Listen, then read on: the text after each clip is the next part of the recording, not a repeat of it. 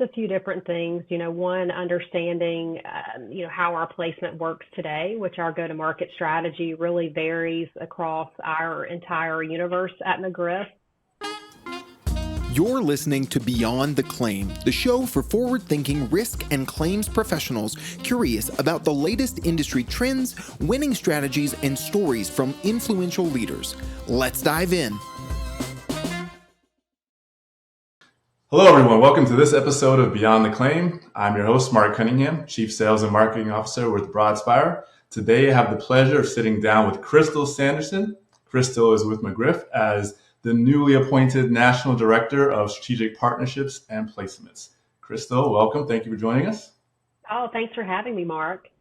Thank you. So before we go in, because I want to hear about your journey, about your backstory, I got to tell you, I'm describing your role and I find myself challenged with understanding actually what it is. So I'd love for you to explain or define it for the group. I know this is a new position for you and we can get into the details of what that will entail, but what does the position mean for McGriff? Oh, absolutely. So part of that responsibility is obviously working with our different strategic partners from a carrier standpoint, primarily on the property and casualty space, but how we can best serve our clients and our producers together mutually in that regard, but then also helping to support our producers, our marketing team, any of our placement staff across the organization, understand the appropriate pathways in which to access the marketplace, but also stay abreast of new products and services. So very collaborative from both sides of the house, I would say at this time.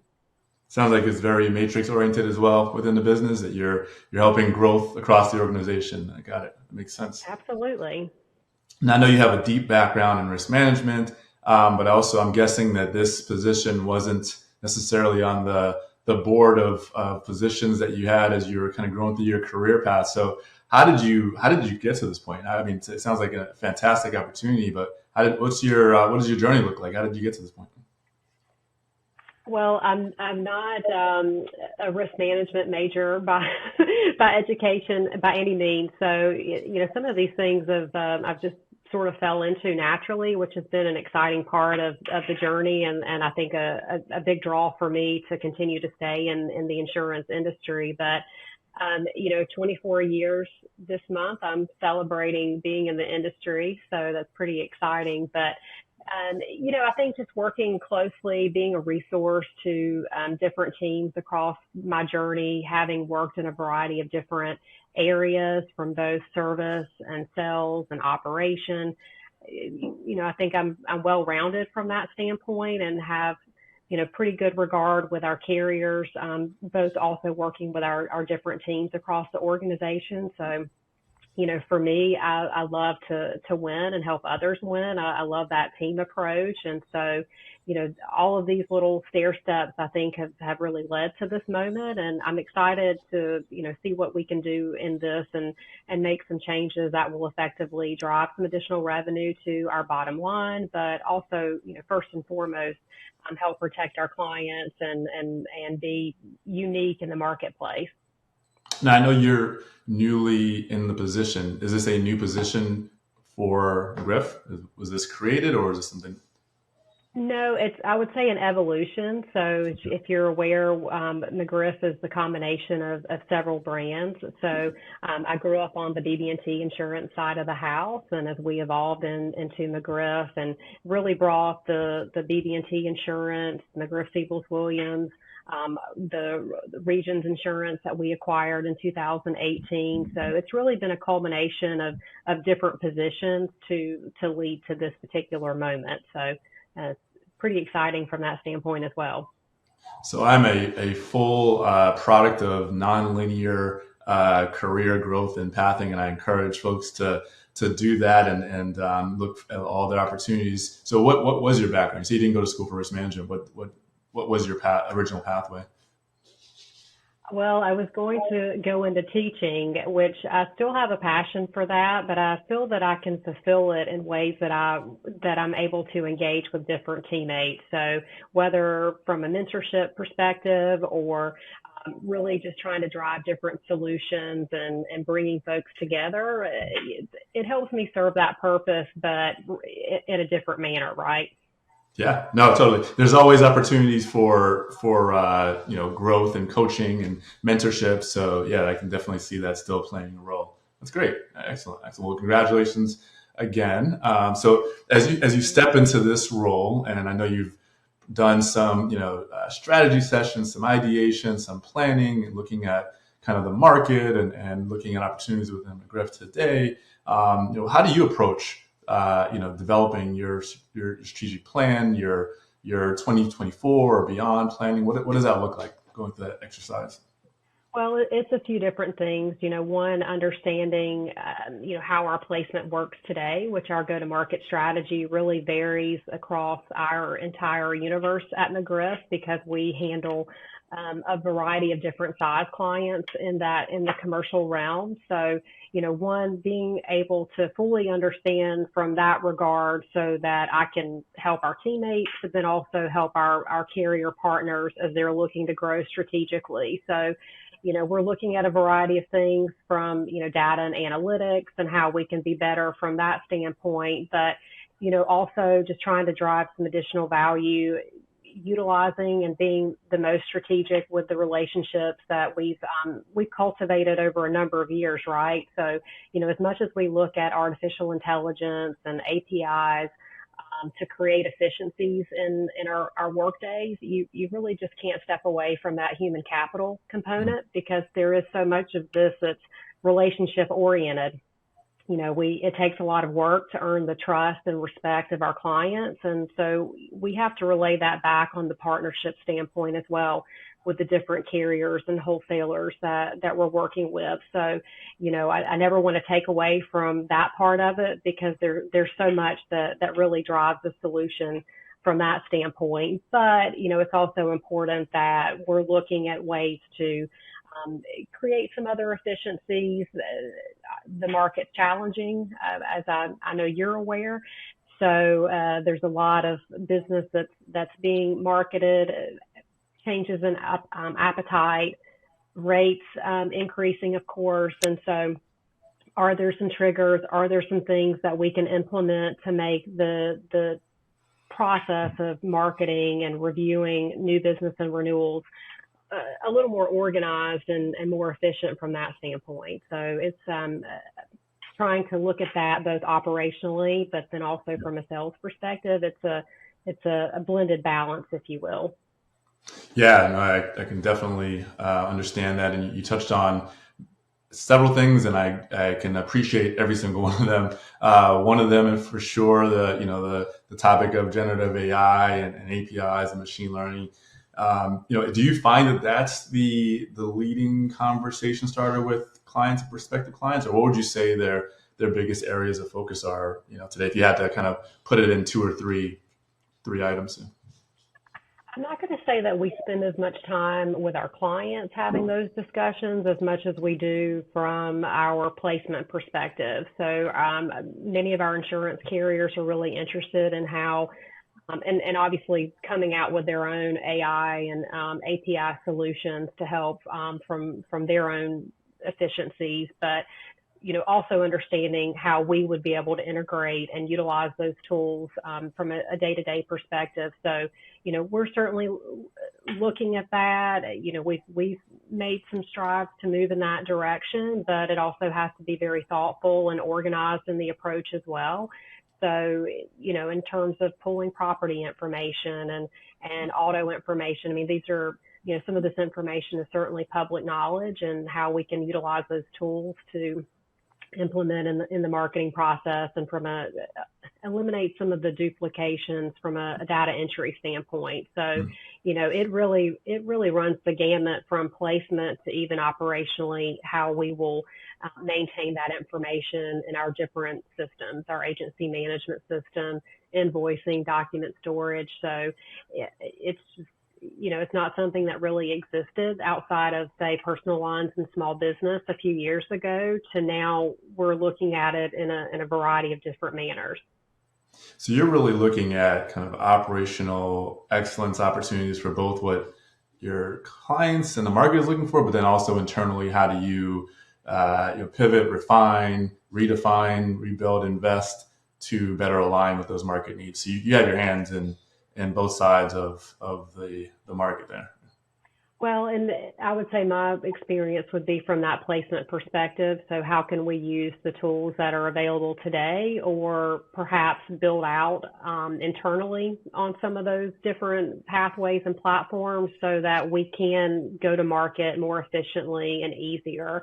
So, it's just a delicate balance of, obviously obtaining information from our clients, applications, supplementals, different data points, but then how can we manage that data efficiently and also, correspond with our carrier partners, both from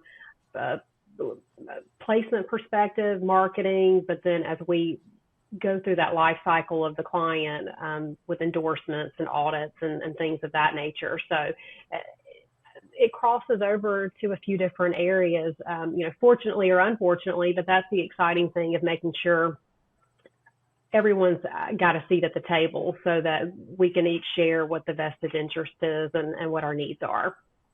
So, and you may have touched on this already a little bit, but I'm going to lead the witness a little bit. So if I look back at the last 3+ years, right, we've had a pandemic, we've had just a nationally great resignation epidemic of sorts that we have to deal with. For your organization in particular, you've had multiple acquisitions or mergers or different, the merging of different brands, and I would imagine employees and culture, et cetera. And then the market, we talked about technology as well. What is the prevailing challenge for you, or even for McGriff, that you feel you're focused on in 24 for surpassing and bringing solutions to the market? Oh wow, that could go a lot of different ways. So as I mentioned, the data and analytics part is really important to us. Fortunately, as we've gone over and through some of these changes, we've been at least unified in some of the platforms that we're utilizing across the footprint. So we have certainly stair-stepped in the right direction, but we can always be better.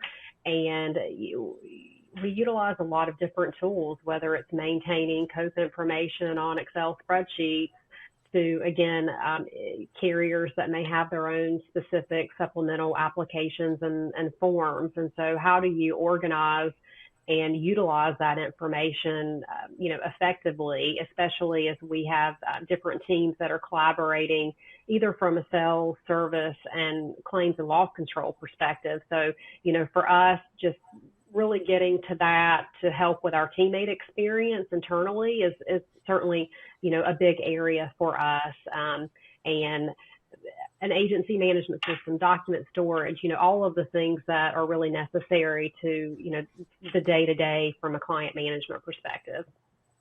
And you talked about probably first. What was first? I was going to say that's probably the first of many things on the list for sure. Yeah, no, I'm sure. Yeah, there's definitely always room for improvement.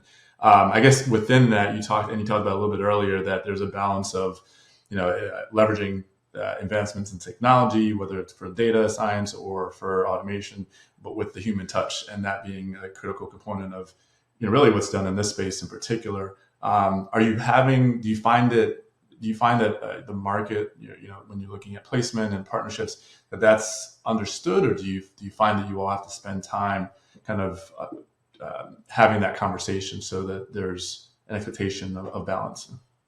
It's interesting. I would say that we find our carriers being at differing levels the same as us, right? So it's interesting in that, personal lines, small business space, they're light years ahead from whether it be online rate bind pay type scenarios to having different claims data points right at your fingertips online. But as you start to scale upwards, then that technology and advancement, it really varies, and the adoption rate, right? So that's always an interesting part of the conversation. But, in some ways, I feel like we're going through that together and learning from, the experience of the last few years. You have, a lot of telecommuting type situations, and the speed of service is so much faster than it was say even 3 or 4 years ago. So in some regards, I think we're sort of working through those pieces together, right? And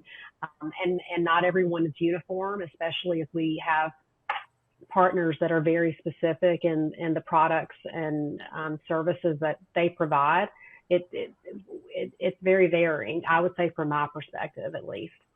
Do you think that when you look at the individual or small market space, that it's more retail geared, and that's why it's easier to adopt versus maybe a larger program that's kind of turning a battleship type of analogy? Or what do you think drives the dynamic kind of spectrum of adoption? I think just less questions. The easier the platform is to use, that's going to lend itself to adoption. Some of that's going to be teammate driven and what they spend their day working on. In terms of if it's more of the same, then it's easier to understand. Sure, I can go online to source these certain items. So our teams work on a variety of different tasks, whether it be, again, from that placement perspective, the day-to-day servicing needs of clients, billing, claims, so it's to go in between a lot of different platforms can become sort of a nuisance from that standpoint. So again, how do we make single point of entry? And when you're working with a variety of different insurance companies, and each one has a slightly different process than the others, that's just something else, and another tough pill to swallow. So, no, that makes sense. That definitely makes sense. So, last question for you. So, as you look out over the next 3 to 5 years, I know that seems like a lifetime these days. I said that to someone that graduated recently, and it was like I spoke a foreign language. Like, what do you mean? I'll be in 3 or 4 jobs by then, but let's just humor me, right? You look out over the next 3 to 5 years. What are you looking to? Where do you see the market going? Is there any particular area? Wow, this is going to be an inflection point. This is going to be next generation. Is there anything that maybe even McGriff is looking to say when you have a vision 2029 and you all are working toward? What does that look like for you or the company? That's a good one. I mean, we're certainly, and this has been an evolution over the last several years, but internally to, build and expand on a culture that, again, as I mentioned earlier, bringing several cultures together and make it a blended approach, but continuing on that really unified path. And we've made so much progress over the last 2 years. So, from that standpoint, it's really exciting to contemplate where we're going to be, in the next 3 to 5 years, because we have so many teams that are really coming together, team selling, going down different industry verticals and paths. So that's extremely exciting from that standpoint. So, if I were to think what is sort of riveting and maybe earth shattering out there, it is really exciting to see what we're doing in certain specialty practices. And as we build out these teams to support those particular industry types, to see the level of collaboration and engagement and, to also be winning, new business and retaining clients as a result of that. To me, that's super exciting, to me personally. And so I can really see us doing more down the road from that standpoint. And so, and I think now that folks really, and I bet they have for years, right, to get outside their own way and say, look, it's me, I can do all these things, but to really know that working, better together really is a stronger value point from that standpoint, and making sure you're utilizing the strengths of different folks within that parameter. So from that standpoint, I could see us doing some very exciting things as we get down the next 3 to 5 years. Yeah, it's great when you can finally start to come together as one. And it's difficult, right? When you have so many different organizations come together, or different environments, different cultures. And then when you all get to on the same sheet of music, it can be really powerful at times, for sure. That's great. That's right. One band, one sound. Exactly. Well, I'm looking forward to that. I'll be observing from the outside. Crystal, truly appreciate your time today. Thank you for carving it out, and congratulations on the new position. Well, thank you so much for having me, and good luck, and we'll work through this together. So I Absolutely. appreciate the time. We'll have to talk again down the road, see how things are going. Sounds great. All right. Thank you.